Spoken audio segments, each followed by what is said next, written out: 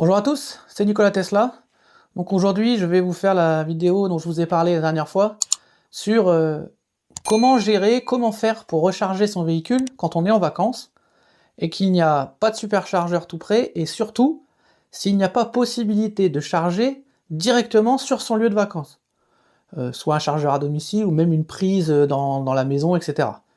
Comme je vous ai expliqué dans ma vidéo dans le Tarn, nous n'avions pas la possibilité de recharger directement le soir, donc de charger la voiture la nuit. Je vais donc vous expliquer un petit peu à quoi il faut penser, ce qu'il faut faire dans ces cas-là. Mais avant de démarrer cette vidéo, je voulais faire un grand merci, un énorme remerciement à mes filleuls. Donc bon, le premier, hein, Eric, bien sûr, que vous connaissez tous, qui a Neptune. Mais je voulais remercier aussi Cédric, Patricia, Eddie, qui a eu son véhicule récemment, et Franck, qui va avoir son véhicule lundi, normalement. Donc merci à vous, c'est grâce à vous que je peux aussi faire ces vidéos en faisant des kilomètres, en roulant, etc. Donc merci vraiment à vous. Donc n'hésitez pas hein, à utiliser mon code de parrainage qui est dans la description. Vraiment merci. Et si jamais hein, mes filleuls veulent m'envoyer des photos ou vidéos de leur livraison, ça sera avec plaisir. Donc, pour revenir au sujet de cette vidéo, la charge quand on est en vacances, effectivement, partir en voiture électrique en vacances, c'était une première pour moi sur une durée aussi longue. Donc il a fallu que je réfléchisse à plusieurs choses. Comme je vous avais expliqué, je suis parti un peu à l'improviste, donc j'ai pas pu anticiper sur le réseau de recharge et sur les cartes à éventuellement commander.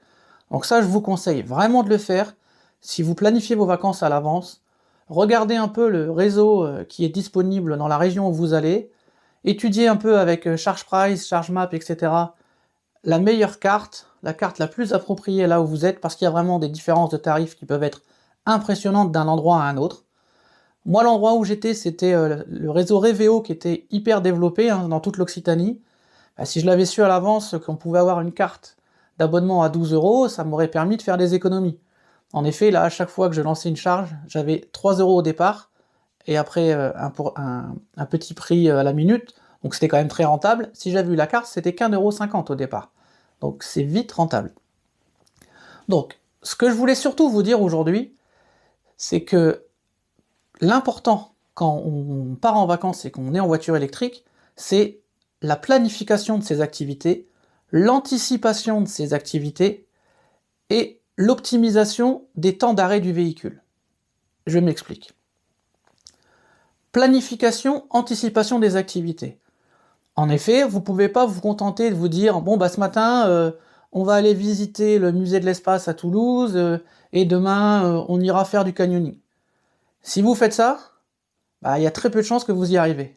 Quand, je répète, hein, quand vous n'avez pas la possibilité de charger la nuit. En effet, il faut pouvoir partir le matin avec la charge correspondante à vos besoins de la journée. Et pour ça, il faut anticiper les lieux où vous pourrez recharger votre véhicule, voire recharger le soir éventuellement avant de partir. Donc nous, ce qu'on faisait à chaque fois, c'est qu'on planifiait nos sorties, et à chaque fois on regardait quel était le réseau de charge possible là où on partait. Est-ce que sur le trajet il y avait un superchargeur par exemple? Ça peut arriver. Ça nous est arrivé qu'une fois à Toulouse. Je vous expliquerai tout à l'heure, c'était une des péripéties.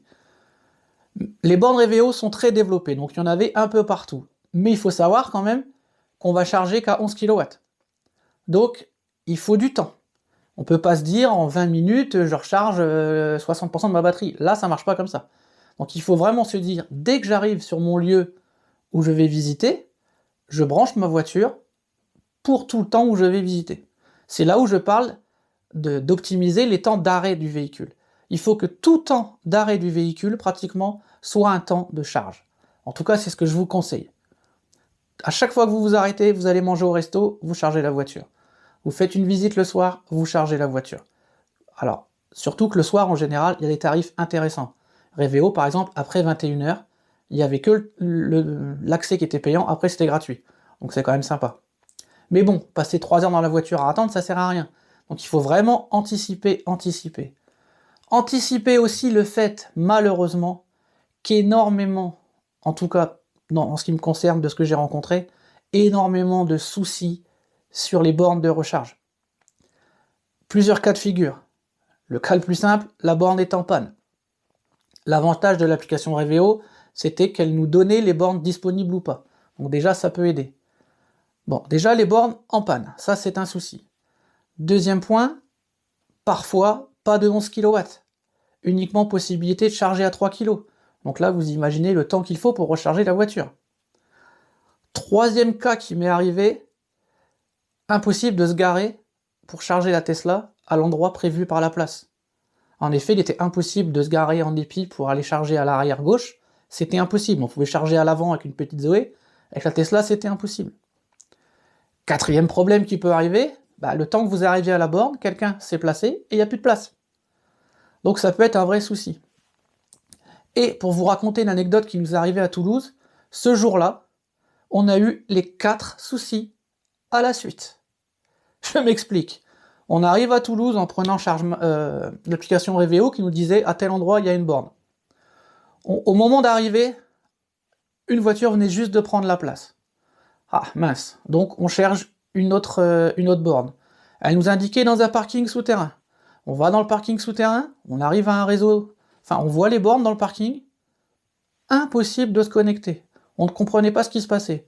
On a été voir les gardiens, etc. Ils n'étaient même pas au courant du type de réseau. En fait, ce n'était pas le réseau Reveo, c'était un autre réseau. Sauf que pour l'histoire, et là je vous avoue que c'est assez étonnant, en fait j'ai quand même déclenché une charge, et je pense que j'ai fait plaisir à quelqu'un car j'ai reçu une facture il y a quelques jours. Bon, c'était pas un tarif énorme, mais sauf que c'est pas moi qui ai chargé. Donc deuxième problème. Ensuite, donc, on a continué à tourner dans Toulouse, on est arrivé à une borne, enfin on pouvait se garer, la borne était en panne. On se dit mais c'est pas possible, on est maudit. Ensuite, on est allé à la cité de l'espace aussi à Toulouse. Les bornes juste à côté de l'entrée, impeccable. Sauf que une borne en panne, l'autre uniquement disponible en 3 kg. Donc heureusement, à la cité de l'espace, on reste 8-9 heures, donc on a pu charger, mais quand même vraiment galère. Pour en revenir à Toulouse, finalement, on a fini par sortir de Toulouse et aller au superchargeur. D'ailleurs, on a rencontré un abonné que je salue, j'en profite. Mais on a dû sortir de Toulouse pour aller au superchargeur pour charger et repartir. Donc ce jour-là, c'était la vraie galère. Mais honnêtement, ça a été le seul jour des vacances, la seule fois à Toulouse où il y a eu des soucis. Sinon, à chaque fois, finalement, dans les petits villages, c'était plus simple, parce que les bornes sont très accessibles. En général, il n'y a personne dessus, elles chargent à 11 kg, donc c'est nickel. Mais, il faut anticiper à l'avance les visites qu'on va faire. Avoir 1 ou 2 jours d'avance pour savoir que tel jour on aura besoin de 40% de batterie, tel jour on aura besoin de 50%. Nous on roule beaucoup pendant les vacances, donc c'est quand même important. Un autre exemple, un jour on avait décidé de faire 2 activités à des distances différentes. Ça faisait une espèce de triangle en fait sur la carte. Eh bien, en fait, j'ai calculé qu'il valait mieux commencer par l'une que par l'autre au niveau de la recharge. Ça permettait de faire les 3 sur une charge, alors que dans l'autre sens, en écoutant un Better Route Planner, ça passait pas. Faut savoir que c'est assez montagneux là-bas, donc sûrement qu'il y a un côté où on bénéficiait plus du frein régénératif que de l'autre, et donc ça passait pas. Et tout ça, c'est à anticiper, parce que si je m'étais fait avoir dans la journée, j'aurais été bien coincé. Je vais vous montrer une petite vidéo là tout de suite qui dure quelques minutes, qui va vous montrer comment utiliser une borne de recharge Reveo de A à Z, de la localisation à la façon de se connecter, de brancher, comment on revient, comment on débranche et la facture. Je vais vous montrer ça tout de suite, maintenant. Donc voici le type de borne que j'ai utilisé pendant pratiquement toutes mes vacances. Donc en fait, on peut voir ici que ça appartient au réseau Reveo. Donc c'est un réseau qui est très développé en Occitanie. Il y a énormément de bornes. On en trouve très facilement dans les petits villages. Donc c'est quand même super sympa parce que dans le Tarn il y a des villages très chouettes. Donc c'est cool. Deuxième avantage, c'est que mes vacances ont été improvisées, donc j'ai pas pu acheter de badge en avance. Parce qu'avec le site Reveo, on peut commander une carte pour badger, c'est plus facile.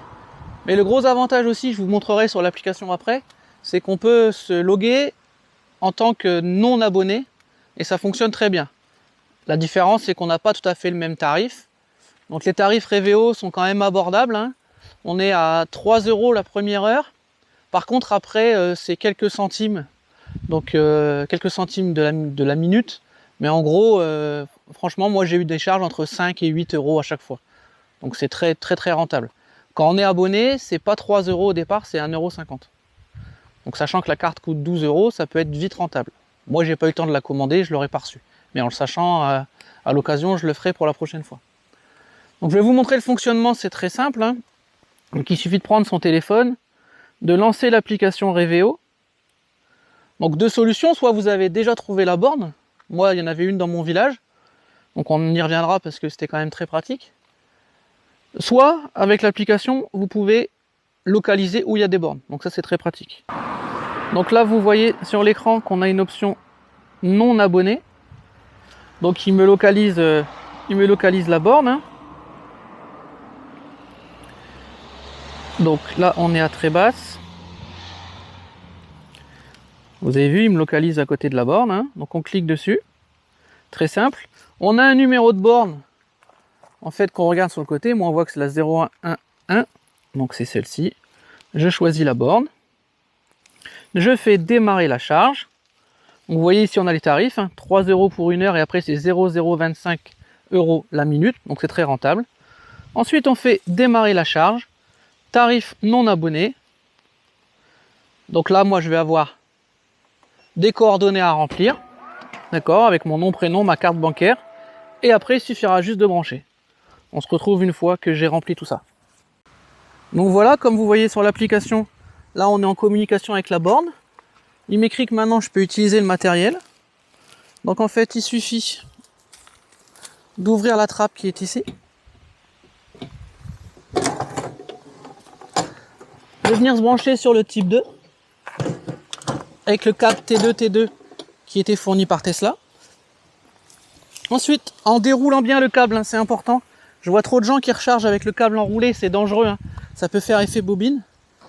On déverrouille la trappe, on branche, et c'est terminé. On ferme bien ici, voilà, comme ça on peut pas venir. Une fois que c'est en route, on peut plus ouvrir.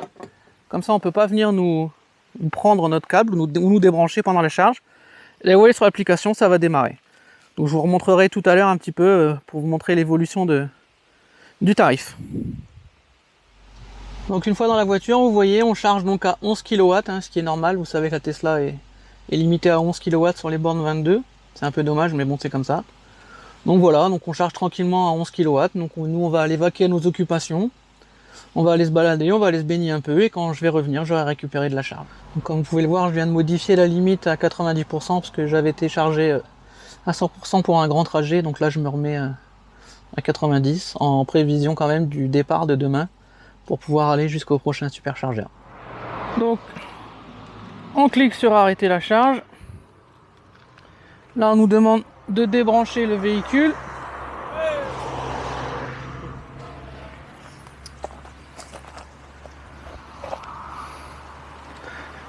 On déverrouille la prise, hein, des fois ça reste bloqué.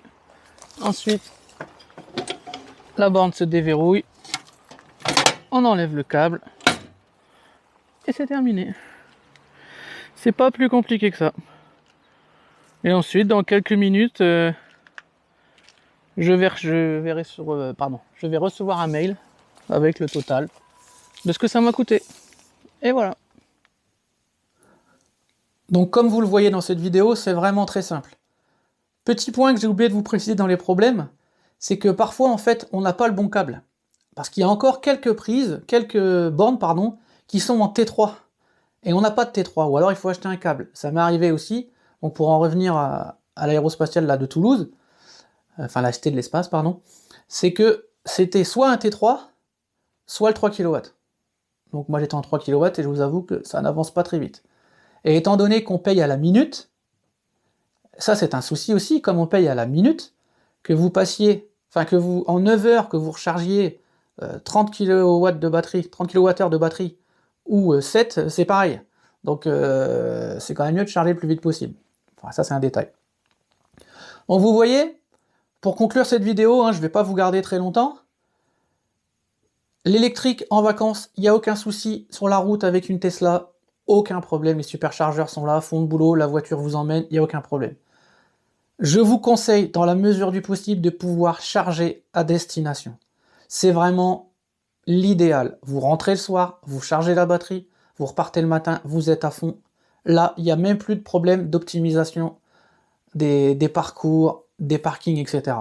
Par contre, c'est quand même faisable si vous ne pouvez pas charger à destination, mais il faut pas mentir, c'est un peu plus contraignant qu'avec une thermique, dans le sens où il faut anticiper ses visites par rapport à ses temps de charge. Anticiper le fait de pouvoir charger pendant qu'on est en train de garer la voiture.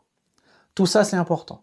Donc c'est un inconvénient par rapport au véhicule thermique. Par contre, avantage, c'est qu'il est beaucoup plus facile de se garer parce qu'on trouve des places spécifiques véhicules électriques dans les grandes villes. C'est un petit luxe par rapport aux thermiques qui ne peuvent pas se garer. Donc voilà. Ce que je voulais vous dire, c'est vraiment, faut pas que ce soit un frein pour vous, là, pour l'achat d'un véhicule électrique, quelle que soit la marque, là, hein, on ne parle pas que de Tesla, puisqu'en fait, au niveau des bornes et du réseau de charge hors superchargeur, ça concerne tout le monde. Le maître mot, c'est planification, anticipation, optimisation. Si vous avez ces 3 principes, il n'y a aucun problème avec le véhicule électrique. Nous, on a passé 15 jours, on a fait énormément de kilomètres, on a été à droite, à gauche, un peu partout dans l'Occitanie, sans aucun souci. Donc voilà, donc j'espère avoir été assez clair. N'hésitez pas à me laisser en commentaire vos questions, vos remarques. Peut-être que vous avez d'autres astuces que je ne connais pas, hein, parce que mine de rien, ça ne fait pas si longtemps que ça que je roule en électrique. Hein. Moi, je suis passé du tout thermique au tout électrique. Hein. Moi, j'ai fait le grand écart, parce que pour moi, ça ne servait à rien de passer à l'hybride. Enfin, après, c'est un point de vue, mais j'ai vraiment fait le grand écart.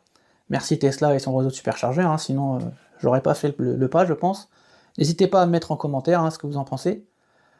N'hésitez pas aussi à laisser un pouce bleu, un abonnement, c'est vraiment important pour la chaîne. Les commentaires, les abonnements, les pouces permettent aux vidéos, maintenant je pense que vous le savez, d'être mieux référencées, donc ça peut m'aider. N'hésitez pas aussi à prendre mon lien de parrainage, hein, comme j'ai expliqué au départ, bah, ça me permet de pouvoir faire des kilomètres quand même un peu plus facilement au niveau financier, donc c'est pas négligeable. Encore merci à vous, bah, surtout que le parrainage va vous apporter à vous aussi des kilomètres, donc c'est donnant-donnant, donc il n'y a pas de souci. Donc voilà, donc bientôt, je pense que certains qui me suivent savent ce qui va arriver prochainement dans les vidéos, hein. Il va y avoir une petite révolution hein, sur Bloody Cruise. J'ai envie de dire normalement une double révolution, mais bon, je vais pas trop en dire. Mais je vous avoue que là, je suis un petit peu tout excité, mais voilà, il va y avoir pas mal de choses à dire. Donc, merci à tous de m'avoir suivi. À bientôt sur la chaîne Nikola Tesla pour d'autres vidéos. Très bientôt.